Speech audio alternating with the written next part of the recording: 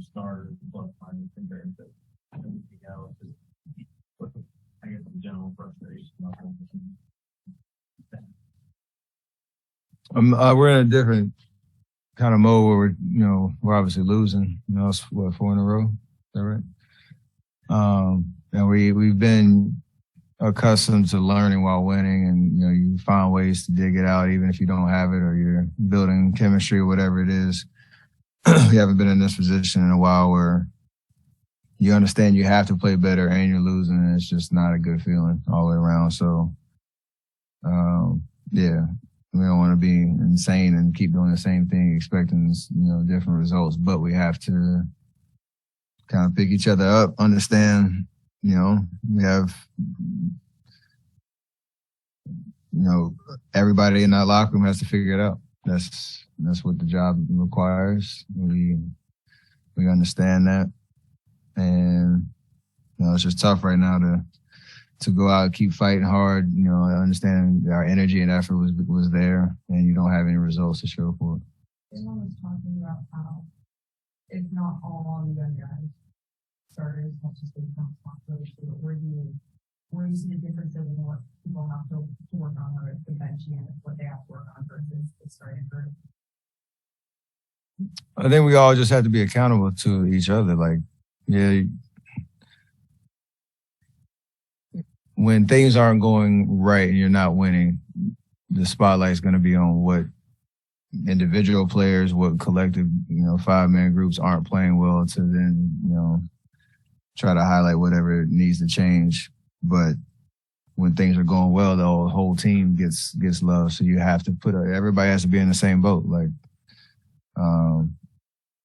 There are things that we can do better as a starting unit, especially defensively. There are a lot of things that the bench guys can do to maintain that momentum that we create, and give our entire team a chance to get out of this hole. So, if everybody got up in front of these mics, they all could talk about what they need to do better. That's how you have to approach it. That's how we've won in the past, and that's how we're going to do it this year. Steph, that final play designed to go to Clay that show you in the moment?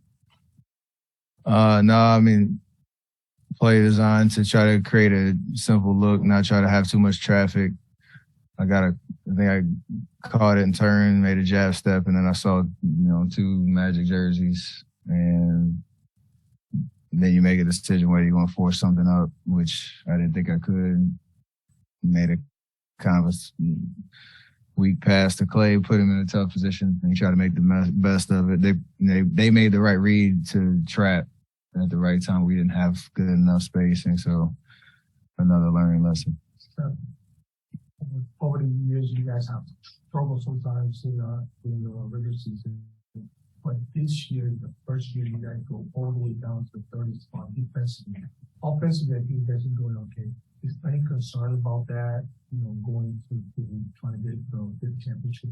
Hell yeah. That's not who we are. It's not who we've been. There's a lot of firsts in terms of this group, not being a good road team, not being a good defensive team. It's clear there's a lot of problems, but it's also clear to us that we can figure it out. So we can acknowledge both. I guess I'm foiled a little bit. Got the team kind of 6-point sequence. How do you guys try to help guys do it? Obviously, kind of pressure for you. Just keep encouraging him to, bring his best effort and understand he doesn't have to be perfect. Nobody goes out there and plays a perfect game. There's no such thing. It's just bring the right focus, the right physicality, the right, approach to what you're trying to do on defense, and protect the paint, be physical without fouling, and offensively just try to keep things as simple as possible. But just at the end of the day, you have to go out and play. We all have been in that before, rough patches, trying to figure it out.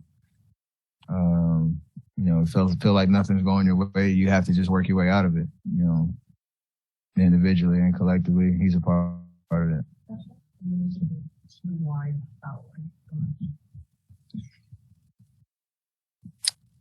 I mean, I wish I knew. I think our biggest thing is, honestly, our biggest thing is probably just a lack of communication, because you have two guys, again, I think we talked about it earlier in the year, two guys that talk a lot, Draymond and Loon. They've been around, they know, they have confidence in what they're saying, they're loud with it. Our biggest thing in like pointing out our youth is being demonstrative on the court. Like, we talk about, the communication not only helps you, but it affects the offensive team, because they feel like you're all together, tied together, and makes them think a little bit. So when it gets quiet out there, it's tough to have confidence that you're doing the right thing, that you're in the right spot, and then you're one step behind, you're rotating late, then you're fouling. There's simple stuff that, like, we don't need to reach when guys are driving, because there might be help there. Like, that's just boneheaded basketball. But collectively, if we talk more, we'll be in much better positions to defend. How was the environment in the locker room after this loss?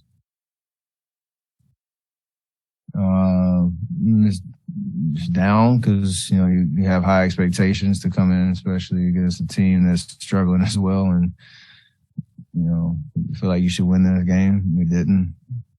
It's kind of the wash, rinse, repeat right now of bad basketball. So it's frustrations, but again,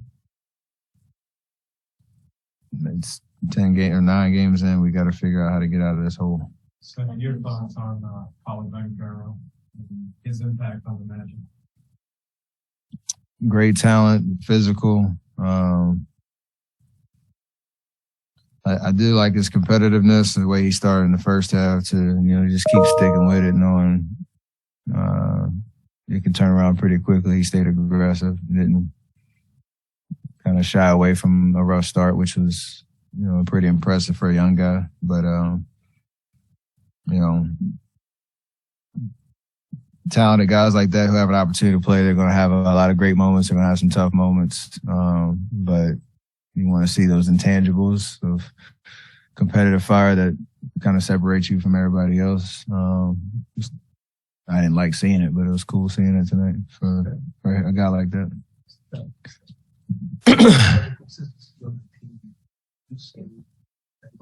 Rotation, or rush rotation. The early season, a lot of guys playing. Typically trying to get the guys who's going to come off the bench to get consistent for the early. When you say that that's the affecting the team. Yeah, it's about the results. Like, we're not winning, and guys that are out on the floor aren't. We're all not playing as good as we need to win. And whatever options we have to throw out there, it was tough early because we had guys on minute restrictions and all that. But it's all about winning. So whoever's out there and whoever's going to be out there, we have to figure it out, or else we'll be coming up here saying the exact same things every game. Right, last one, perceived good. You said earlier that this team hasn't been in this position before. What do you remember about what it takes to respond to this kind of adversity? Sometimes you have to be very intentional about staying positive. In the moment, it can feel really, really overbearing, just all the emotions you feel of having high expectations, trying to win, not meeting it, knowing that you can play better. And for whatever reason, you don't. So embracing that feeling, because it should matter. You should want to leave the arena every night, that cloud hanging over your head, but also staying positive, knowing that you can do something about it. It's a tough balance, because we're all competitors. We all, expect to win games like this and expect to play better, especially on the road. But you have to be accountable to what that is. And then obviously the biggest thing is not point fingers. Not going to get anything done doing that. It's a collective group that has to figure it out. Great, thank you. May have a play in here.